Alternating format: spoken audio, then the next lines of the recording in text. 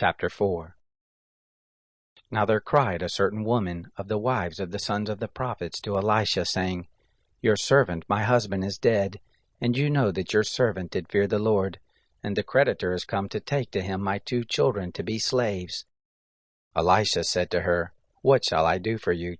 Tell me, what do you have in the house? She said, Your handmaid has nothing in the house except a pot of oil. Then he said, Go borrow vessels from all your neighbors, even empty vessels, and don't borrow just a few. Then go in, and close the door on you and on your sons, and pour into all those vessels, and then set them aside when they are full. So she went from him, and closed the door on her and her sons, and they brought the vessels to her, and she poured out into them.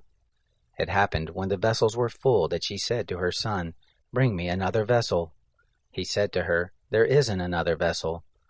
The oil stopped. Then she came and told the man of God. He said, Go, sell the oil, and pay your debt, and live you and your sons on the rest. It happened one day that Elisha passed to Shunem, where there was a great woman, and she asked him to eat bread. So it was that as often as he passed by, he turned in there to eat bread.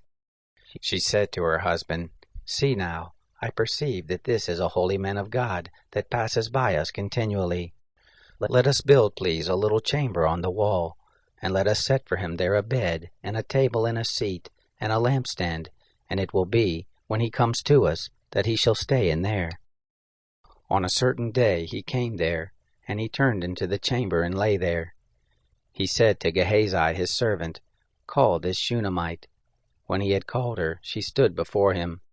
He said to him, Say to her now, Behold, you have ministered to us with all this care. What is to be done for you? Would you be spoken up for to the king, or to the captain of the host? She answered, I dwell among my own people. He said, What then is to be done for her? Gehazi answered, Most assuredly she has no son, and her husband is old. He said, Call her. When he had called her, she stood in the door. He said, At this season, when the time comes round, you shall embrace a son. She said, No, my lord, you man of God, do not lie to your handmaid. The woman conceived and bore a son at that season when the time came round, as Elisha had said to her. When the child was grown, there came a day that he went out to his fathers to the reapers. He said to his father, My head, my head. He said to his servant, Carry him to his mother. When he had taken him and brought him to his mother, he sat on her knees until noon, and then died. She went up and laid him on the bed of the man of God, and shut the door on him, and went out. She called to her husband and said, Please send me one of the servants and one of the donkeys, that I may run to the man of God and come back. He said, Why will you go to him today? It is neither new moon nor Sabbath. She said, It will be all right. Then she saddled a donkey, and said to her servant, Drive, and go forward. Don't slacken the riding for me, except I tell you.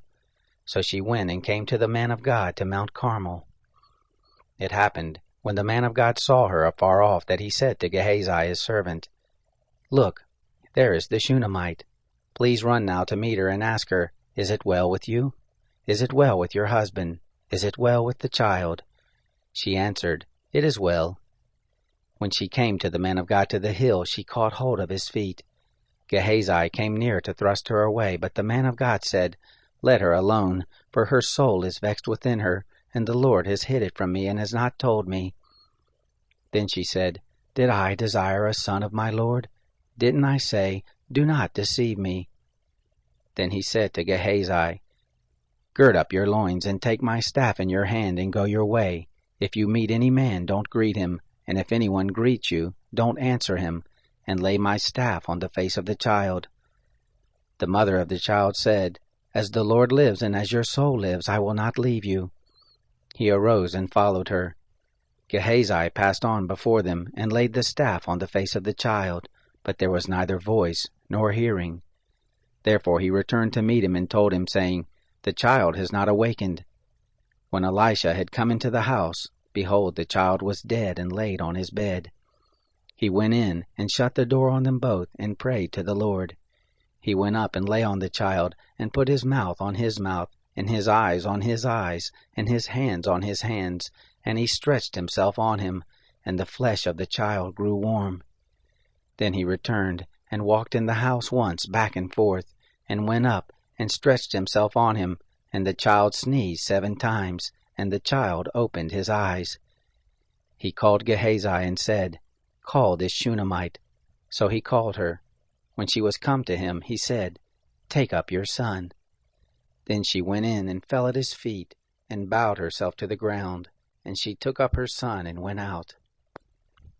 Elisha came to Gilgal. There was lack in the land, and the sons of the prophets were sitting before him.